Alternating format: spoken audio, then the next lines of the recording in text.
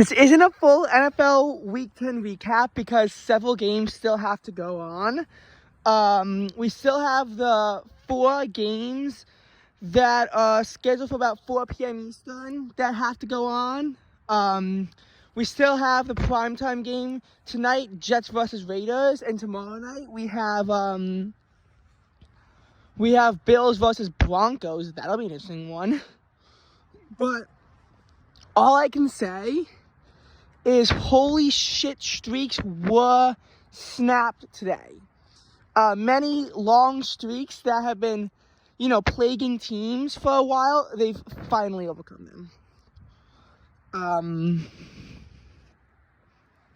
First of all, Minnesota Vikings, they actually extend their 4-game win streak to 5 games. They're now 6-4. As they beat the Saints. Detroit Lions, they are playing today. It used to be that the Lions seemed to be a lock to win a division. Now I'm not so sure. The Vikings are a strong team, and Lions versus Vikings hasn't happened yet this year. So the Vikings are actually putting themselves in control of their own destiny, because if they can beat out the Lions, it's gonna make it a real possibility for them to win the division. I think that if the Lions can sweep the Vikings will not be able to win the division, but it's close. I mean, the Lions really need a win because the Vikings have just won 5 in a row. They're going hot. They are going very hot right now. So a Lions win today is very important because a Lions win could would put the team up to, I believe they're 6-2 now, so make them 7-2.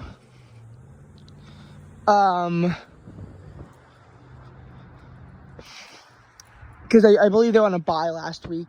So, but a Lions loss would make them 6-3, and then from there, it would just become chaotic with the Vikings, because then they'd be within a half game of each other. So Lions, they need a win, and Vikings could very easily return to the playoffs. When they were 0-3 and 1-4, I thought it was impossible. And again, there is that famous 0-2 curse. 0-3 definitely has a deeper curse to it. Only 2 teams that ever started at 0-3 have made the playoffs. Vikings have a good chance to become the 3rd team in that 0-3 category to wind up making the playoffs.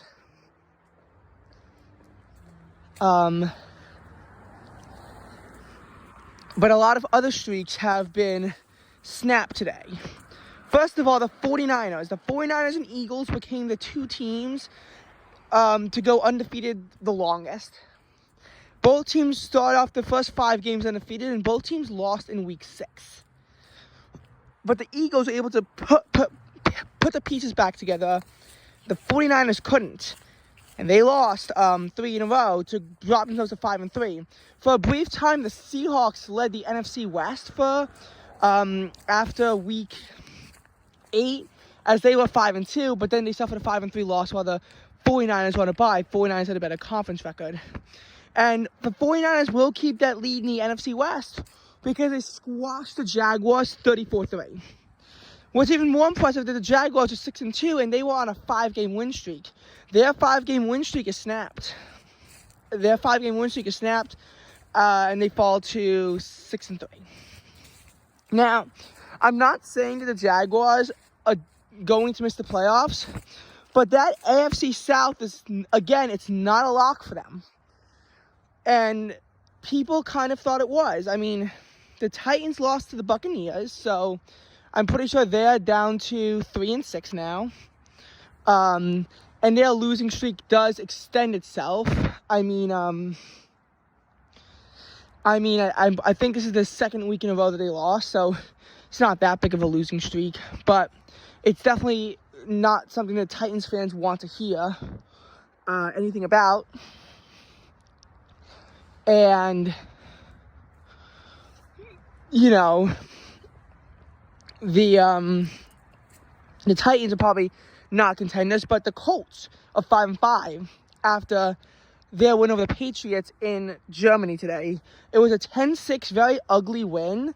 That was more of a defensive showdown. The Patriots were thought to have one of the best defenses of the league, but a terrible offense, which really could have turned out either way for the Patriots. I ultimately thought they'd probably finish similar to the 8-9 they got last year and probably just barely miss out in the playoffs. Holy shit, they are 2-8. So, depending on how competitive the AFC is this year, they might already be donezo, even if they can fully win out, which I highly doubt is going to happen. Patriots are going to be one of the worst teams. It's going to be a bit of a shock because the Patriots did they lost in the wild card round in Brady's final year on the team in 2019. In 2020, they missed out on the playoffs entirely. In 2021, they were back at it, but suffered another wild card defeat. 2022, they will just barely miss the playoffs. But 2023 could be like that big catastrophic lost season that kind of makes the whole team have to move on from maybe Bill Belichick as well. Like that's all I'm saying. Like, yes, the Patriots became way less of a powerhouse after Brady, but like before this year, they were at least somewhat reasonable contenders. In 2023, 2022, take away that lunatic lateral play, maybe they would have won that game against the Raiders, made the playoffs, kicked the Dolphins out. That's all I'm saying. So,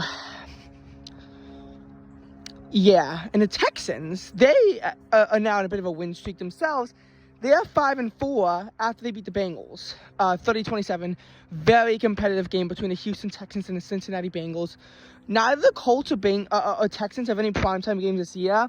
Both teams had horrible last year. The Texans finished 3-13-1. Colts were 4-12-1. And yes, the two teams were involved in a tie in Week 1 of the NFL season. But we see that, and they didn't get any primetime games, but now it's almost as if they actually seem to deserve them.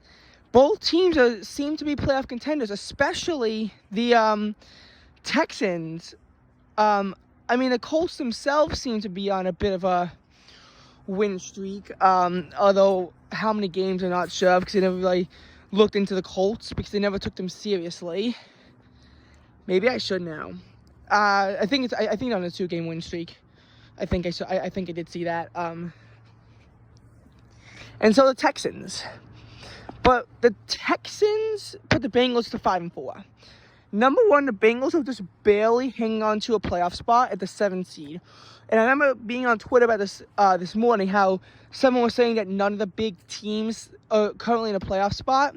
First of all, I don't know how true it's going to be after this week. Before this week, it was true that the Bills won in the playoff spot, but the Bengals were at the 7th seed. And if they could beat the Ravens like they did last year in the wild card round, they'll be a lot harder this year. I was thinking maybe, just maybe, the Chiefs and Bengals could have a third rematch this year in the 2023 divisional round, which would happen if the Bengals would beat the Ravens and the Chiefs get the 1 seed, with the Ravens being at 2 and the Bengals being 7.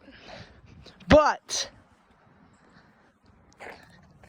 they're going to be out of a playoff spot now, because Texans are now going to have head-to-head over the Bengals if it comes down to that. This is a really bad loss, because the Bengals were a team that was on a 4-game win streak. And like in 2022, they had an ugly start, but their start was even uglier than in 2022. And then it seemed like they had been able to put the pieces back together. I don't know. If I was a Bengals fan, I would be worried, because this is not comforting in any way, shape, or form. Also, just look at the division.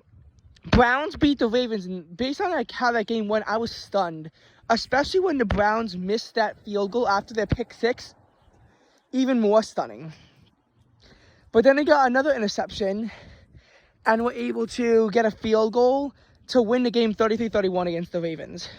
Ravens have had a pretty lengthy win streak, but you'd expect that for a team that's 7-2. Well, now they're 7-3. Browns, they're 6-3. Now, if we want to go a bit into Browns history, we know that the Browns made the playoffs in 2002 and suffered a wild card defeat. Then they didn't make the playoffs until 2020, so they went 18 years without a playoff berth. 2020, they finally made the playoffs. They actually beat the Steelers in the wild card round, and then fall in the divisional round to the Chiefs. 2023 could be that year that they came back, and if you remember the Marlins, they also had a 2020 playoff berth, and came back in 2023 and before 2020 they went, they went like over a decade and a half without a playoff berth. Just that in the case of the Marlins, they only made the 2020 playoffs because the playoffs were expanded and the season was shortened, which obviously basketball and hockey had to amend their playoffs in 2020 as well. Football was the only sport that was able to avoid amending them because the Super Bowl 54 had concluded a month before COVID broke out, and the season didn't start again until September. Yes, there were definitely restrictions on who could attend these games, but the playoffs went on as normal. And yes, it's true that they expanded the playoffs, but that was just a rule change that happened independently of COVID. And it's not like in baseball where they sort of went back to the expanded postseason, but then they also sort of didn't by incorporating some methods of both the 2020 postseason and the original version that they had since 2012. Anyway, that's enough about Browns history. And yeah, the Ravens, I'm pretty sure that they were on like a 4 or 5 game win streak that got snapped. I wasn't too sure of it, and it's largely again because when I'm making this video focusing about these streaks, in a lot of cases, I'm focusing on streaks that put a team that's somewhat close to 500.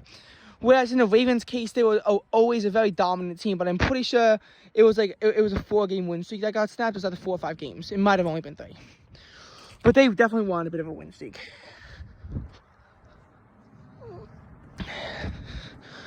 And I mean, this loss for the Ravens is especially stunning considering the team was able to pretty much go lights out on both the Lions and Seahawks, which are, again, 2 very powerful teams, and they couldn't beat the Browns. They could not beat the Cleveland Browns,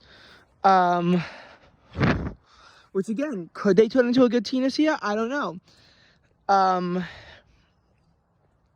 But a lot of these teams that normally struggle have potential this year, which is a little bit exciting to see, as always. It's somewhat nice to see the bad teams have a taste of success for once.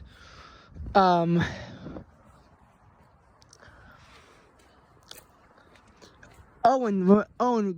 back to the Titans game,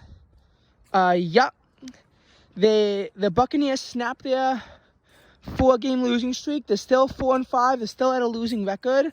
The Saints lost to the Vikings, ended their 2-game win streak, but they're 5-5 right now, so they still will most likely control the division. Although the Falcons game against the Cardinals could definitely put into question that, because I don't know who would hold a tiebreaker, Saints or Falcons, should it come down to that. So there's that. Going into some of the other games, Bears beat the Panthers on primetime. Well, it was supposed to be a somewhat good primetime game. It wasn't, because both teams came into it with 1-7 and 2-7. Bears won 16-13. Panthers absolutely blew it. So the Panthers fall to 1-8, whereas the Bears improve to 3-7. And the Packers lost, so they're down to 3-6. Yep, 3-6. So, and the Packers lost to the Steelers, who are now 6-3. Pretty much, it's going to be a very wild picture with so many teams still being in a playoff spot. So many streaks have ended today. It's crazy. And we'll just, see how this begins to evolve, because this is clearly a bit wild. And I mean, I don't know. The 49ers could have saved their season today, which is very threatening from an Eagles fan's perspective. But the 49ers could have saved their season with the win. They're 6-3 now. So the 49ers could have saved their season. This could like ruin the Jaguars, as maybe they could go on the same kind of collapse down that the Titans did last year. And that might carve way for a team like the Texans or Colts or maybe even the Titans to come back. A